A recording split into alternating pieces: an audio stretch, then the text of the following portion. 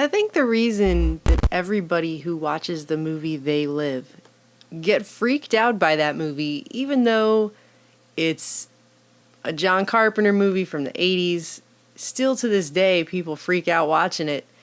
It's because deep down, even the least conspiracy-minded person wonders to themselves after they watch that film, how much of that is true? All these decades later, that movie still touches the nerve that, to some extent, that stuff is going on.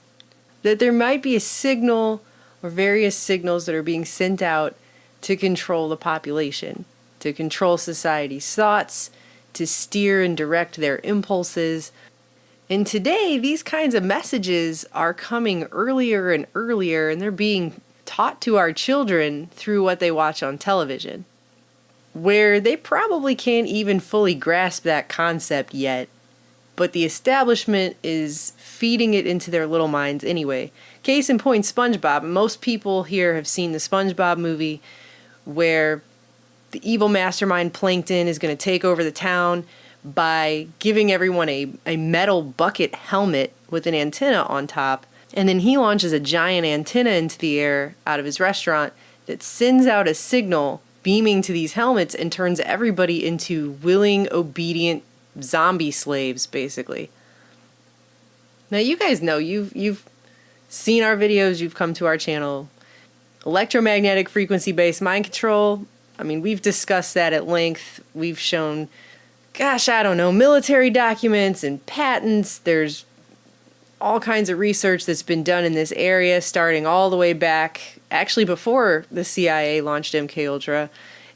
That documentation is out there for anybody who wants to go look at that, find it. People call us conspiracy theorists, but you're either going to go read and do the research on that and know for yourself what exists and what's been weaponized, etc., or you're not. I mean, if you think it's a conspiracy, frequency-based mind control, then it's simply because you have not done enough reading and research. That's all I can say about that. So the other day, I'm sitting here working in my office, and my kid is in the other room watching a Pokemon cartoon. And all of a sudden, the words just in the background while I'm working start coming to me, and I realize what the topic is that he's actually watching. And this is a cartoon that's rated Youth 7, so it's rated for 7-year-olds who aren't going to have any idea about these kinds of technologies or how they actually can work and how very low-level non-ionizing radiation can affect your nervous system, all that kind of stuff. Stuff that little kids, right over their heads, just airplane. This is some very interesting predictive programming in this cartoon. You guys need to see this. Mr. Getsis, I trust you were able to witness that. I have a theory.